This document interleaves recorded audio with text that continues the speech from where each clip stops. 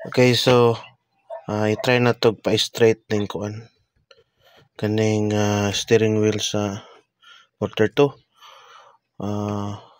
Ato rang i-kuan, ato ra ning adjust ng iyang manubila. Pero kung nag-inganin yung mga manubila basing sa align na wheel align or camber, inyo na nang kuanon, inyo na nang ipa-align. So kaniya mo is di na siya mada, ako na lang ni siyang kuanon, tanggalon. Oops. Okay, ano na siya. Ablihan ninyo na siya clip. Ang uban na ni nasa mga bolt dire. Na bolt dire, upat ka buok. Bolt duha po dire. Kani kay wa man ni siya bolt, so birahon na ni siya. Yan, clip pa man ni siya. Yan. Wait lang. Balik ko. Yan, so yan, natanggalan ako. Yan, sama na siya.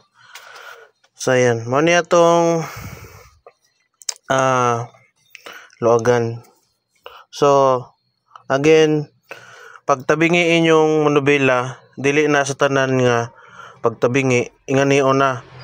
So ipa-camber sana ninyo, ipa-align sana ninyo para kaya ang uban man good kasagaran makuha ra sa camber, ma-straight ra siya, maana ra. So kani nga mo kuan lang kanang gihimo lang ni nako para for a meantime lang siya. Yan, kaya wa pay gagastog kuan pang camber. Okay, so magkuha tag kuan na ni pang luag. So ang need ninyo is 22mm nga socket, extension, and then impact wrench kung na may impact.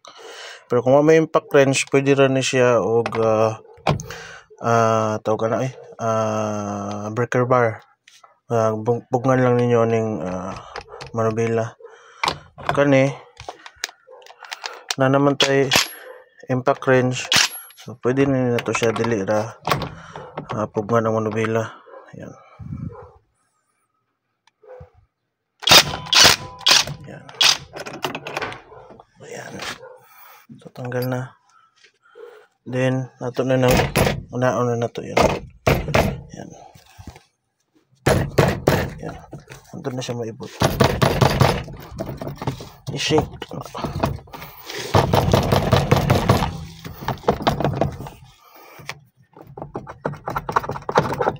Yan, ibot na. So i-align nyo. Pwede nyo yung tanggalon. Yan. Align nyo sa center. Yan. Turungon nyo kuan kung center na bagyod. Ano ninyo sa ligid o sa manubila. Yan. Okay. Center na ba? Yan. Then balik na to ang washer nut.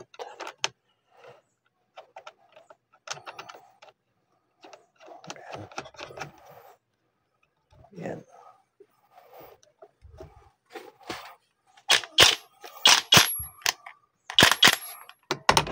Okay.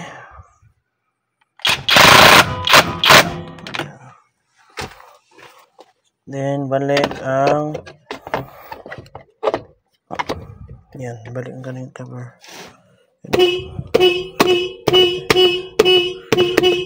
Okay.